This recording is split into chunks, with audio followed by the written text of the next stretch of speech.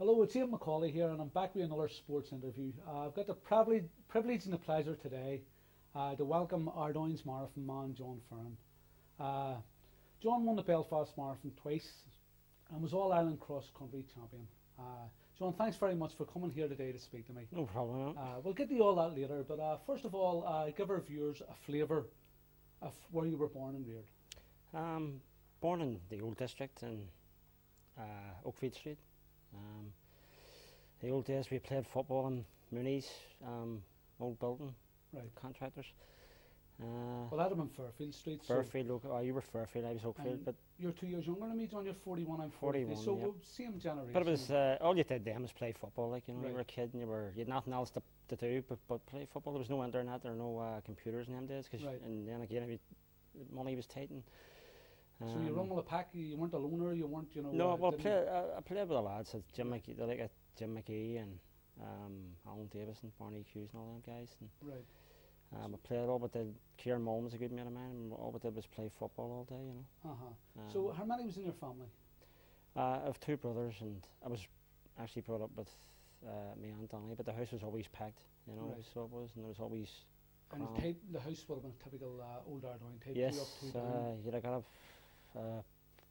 loads of people were prepared in those houses. I don't know how they done it. Tin bath, outdoor tin toilet, bath, no outdoor- central heating. Outdoor toilets, it was terrible in December, January. And we only got hot running water in the late 70s, you know. Yeah, so it was brutal from that point of view, and you know the places were coming down with cockroaches and everything. It was horrendous.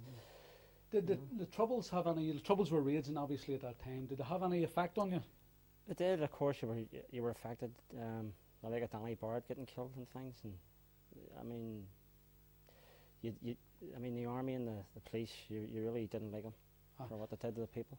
But having said that, it was just a way of life. We were born into it. We didn't know any. I mean, where I lived in Fairfield Street, we lived in the Fairfield Street. Our neighbours either side of us, Margaret McCurry was shot dead. David Yeah. McAuley was shot dead. David My McAuley. father was shot 3 times and blew up. My sister Tanya seen a British Army soldier getting shot dead outside our door. Yeah. So it was just a way of life, normality. We didn't know any different. No, that's right. It was hard It times. was horrific, like, but you know, It we didn't know was. any different. Yeah, there were dire times, and you know, even people walking down the street and getting shot dead. It was sad, like. That's it. But What primary school did you go to? Holy Cross. Did School. you excel in sports even then? No, Were I you a didn't late really. bloomer, or I no? didn't really go in for it. Not really. Even in St Gabriel's, I didn't. Right. It wasn't until I'd left school I actually got until the run up to the North Belfast Harriers, where Right. the family has a whole tradition. Uh-huh. My grandfather and my uncles, my uncle Laddie and Brian, Right. and my other uncle Laddie. Well, growing up, there was 2 great outlets. There was the Ardoyne Youth Club, which was in Butler Street, Yeah. which was like a dinner hall, and 2 mobile caravans. And you had Brady Jamison's, which was in the corner. I went there. Yeah, I Herbert thought Street, that. yeah. That was 2 houses knocked into Yes, one it big was, house. and it was like a big pole in the middle of it, keeping it up. That's right. So it was- I went to it a few times, but I was more. Yeah, you were Ardoyne Ardoyne Youth man, Club, yeah. There was 2 factions, wasn't That's there? right. So there was. Yeah. There was. So, from primary school then, did you go to St Gabriel's? I did. Yeah, I went to St Gabriel's. I really did enjoy St Gabriel's. It was survival. It was just getting through it, and I didn't feel you got great education there. Because everybody it was a bad time in life. Yeah. It was just getting Aye. through, and We just seemed to be all mad. it was a You mad know, school. It was. I can't I blame was the glad to get teachers, out of it, to be I'm honest. sure they were diligent, but we certainly weren't. Yeah. Yeah. You were glad to get out of it. I thought I was glad to get out of it. And Yeah. actually, I would my time again, I would probably like to put my brain to better use than that. Yes. You further really your didn't education. get a chance there, you know. Not putting everybody down, but it was just the times was bad. It was the troubles and things, Yeah. and the hunger strikes were on. And The things like hunger that. strikes. The year we took our 5th year And exams there was wasn't- 81, the year of the big There hunger wasn't a lot of strikes. focus on exams, So really. fall to out be in the honest. environment, you know. Yeah. It was shocking times, horrific. But talk to me about your progression then from as a runner. So Yeah. you're saying to me you didn't really do much running, primary school, secondary school. It's No. really when you left school. About 19, I really got into running. Pretty late. Well, the North Belfast Harriers. Yeah. Who was it got you into it? I actually went up myself, but on a Thursday. It was a Thursday night in the August time sometime, about 86, 87 time. Right, I that went late up. on. So you weren't inspired by the athletes in the late 70s, early 80s. I mean, it was a marvellous era No, for was middle distance running. Cohen, Ovitt, Cram, Coughlin, Tracy, Moorcroft, Foster. I mean, yeah. You were aware of them guys, like they inspired me. Yeah, you were aware of them, like. But I used to hear actually when I was a kid. And I watched cross country races, like at international and things, and you'd heard the uncles in the house talking about running Donny McDaid and Michael Tier, and Michael was the name that always came to me, and Michael ended up coaching me, and I got in contact with him, and it took me a couple of years. He used to say to me, you know, you need a couple of years base work, you know, just don't do any fast running at all, just build the miles up and build the strength. It's like a house, you need foundations, good strong foundations. Yeah. Whereas if you go in gung-ho with the running, shortcuts, you're down the line, there's problems, you know. Well, I used to think it was a half-decent runner. I loved all sports, bar about maybe 2 or 3, cricket, horse racing, I loved the box basketball, football. You like the boxing? I loved that box too. But I loved especially one-on-one sports. But in sports day in our school in Holy Cross, P5, P6, P7, Mr. McCurdy, Mr. Hicks, they would have took us out weeks in advance before sports day, and we would have practiced. Yeah. And I used to win the races all the time, but on sports day itself, Manuel McFarlane would beat me by a proverbial mile. Yeah. I mean, if Manuel hadn't been in my class, I would have actually thought I was a better runner than what I actually was. So you didn't really participate. You weren't big into it. At school, I didn't really. You did the long race in school, but I didn't really. I got hammered, I think. I didn't really do anything. I was very. At that age, I was very thin.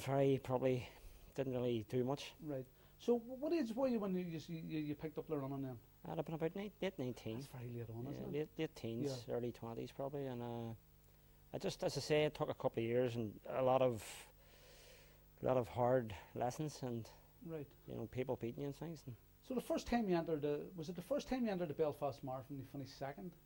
I was second, yeah. I was very disappointed. It was very disappointed. That's an incredible achievement. No, but it was Jesus. It was. Guy from Dublin beat you. Dublin, yeah. Terry McGrath beat me, and wow. The hype. It was a lot of pressure on me getting it, and I think a lot of get to me. And right. I mean, it's a big event. I mean, I done it in 2002, and I didn't finish in the top 1,000. Yeah. You know, so to win it twice, what you done? I think I did the Ballycott in 10 mile, and it was all the top Irish runners at it, and I finished second about a month before it in 48:20 for 10 miles, and was thought I'd arrived, you know, beating a lot of the top southern guys. I was beaten by a guy called what's the guy called? Oh, I can't remember his name. Jerry. Did you run with Davy Brady or Alan McAuley? They would have been a wee bit later on, wouldn't they? They were later on, yeah. Yes. They'd have been sort of way when I was well into my senior. Right. I'd won the All Ireland cross country and things, but they were a different level, you know. So John, give our viewers a fascinating insight into what it's like, the preparation, the training for a marathon. Not just for doing a marathon, for a guy competing, for a guy hoping to get the winner. To win. Well, as I say, it's all preparation before it. It's planned. You know, people think you plan it in 6 to 8 weeks training. You know, well, you would run all year round. Yeah, but you would intensify a lot of your basically your races, you use them as hard training. But it's preparation from years before. You know, it's not just in 6 weeks or 8 weeks or 6 months. But when do you intensify it? Maybe 8 weeks before. You're running all year round. It intensifies sort of way with the more races, and you know, you'd be doing maybe half marathons, maybe mostly 10Ks and a couple of sharpeners over maybe 3 miles as well. But you would be putting in 12, 15, even certain 20 milers. Yeah, every Sunday I added on 2 laps over the mountains there, and I'd have been out for like 3.5 hours. Yeah. Just glad to get back home and get to the fridge door for a glass of Lucasade or something. Would you have people in the North Belfast Harriers? I'm sure you have. Rubbers, masseurs, or people there to... Well, there wasn't really. You just a lot of good training companions. So like a guy used to be a good rival of mine, John Weir and things, you know. Right. We used to go up Tuesday nights, Thursday nights, do 10 miles and out to the Antrim Road playing corner. Where was you're up now beside, Cliftonville Circus, just up there in the... Deanby Old Park Terrace there, yeah. Was it always in the same place where... Yes, it was. It was the old club, and then I think we got a lot re-grant about 2000. Right.